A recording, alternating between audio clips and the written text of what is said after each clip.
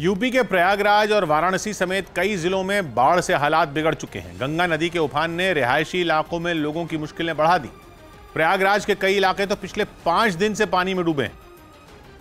और पानी भी इतना कि उसे पैदल पार करना हर किसी के बस की बात नहीं। वहां से सामने आई एक तस्वीर में एक इलाके में नाव चलती नजर आई। उस नाव के जरिए उन लोगों को निकाला गया जो पिछले 5 दिन से अपने घरों में फंसे हुए थे।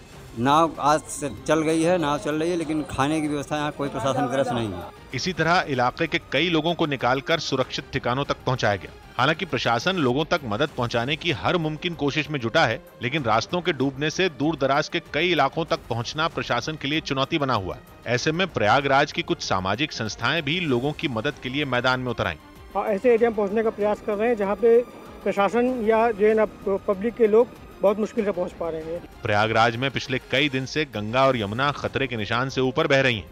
और रुक रुक कर हो रही बारिश से नदियों का जलस्तर ज्यादा बढ़ने की संभावना है। ऐसे में आशंका जताई गई कि बारिश के बाद निचले इलाकों में हालात ज्यादा बिगड़ सकते हैं। हालांकि एनडीआरएफ की कई टीमें राहत और बचाव के काम में जुटी हैं। प्रयागराज की तरह वाराणसी में भी गंगा का उफान लोगों के लिए मुसीबत का सबब बन चुका है। वहां के कई घाट और मंदिर पानी में डूब चुके हैं, जबकि खतरे के निशान से ऊपर बह रही गंगा के किनारे बसे कई मकान भी जल समाधि ले चुके हैं। वाराणसी के अलावा प्रतापगढ़ में भी नदी का पानी रिहायशी इलाकों में घुस चुका है। वहां शहर की कई गलियों में 2 फीट तक पानी भरा नजर आया। लगातार खतरा बना हुआ है, घरों में पानी घुस रहा है और सामान लोगों के भीग रहे हैं। बाढ़ के हालात पर नजर रखने के लिए यूपी सरकार ने लखनऊ में एक कंट्रोल रूम बनाया। बताया गया कि वहां से बाढ़ प्रभावित इलाकों तक मदद पहुंचाने का काम भी किया जा रहा है। 4000 लोग बनारस में रिलीफ कैंप्स में हैं और उतने ही लगभग प्रयागराज में हैं और बड़ी संख्या में नावें लगाई गई हैं। बताया गया कि यूपी के 23 जिलों के करीब 1000 गांव बाढ़ की चपेट में हैं और राज्य सरकार उन गांवों तक राहत पहुंचाने की कोशिश में जुटी है।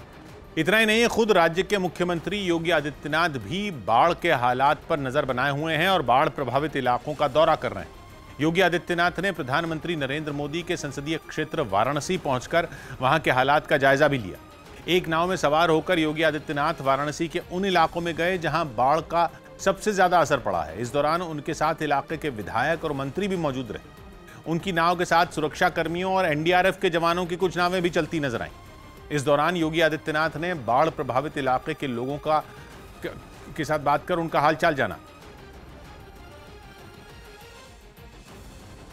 सौभाग्य की एक बात यह कि यूपी में यमुना नदी में पानी बढ़ने की रफ्तार थमी है, लेकिन गंगा नदी का जलस्तर लगातार बढ़ रहा है, जिसकी वजह से गंगा किनारे बसे वाराणसी और पूर्वांचल के दूसरे जिलों में बाढ़ का संकट भी बढ़ रहा है।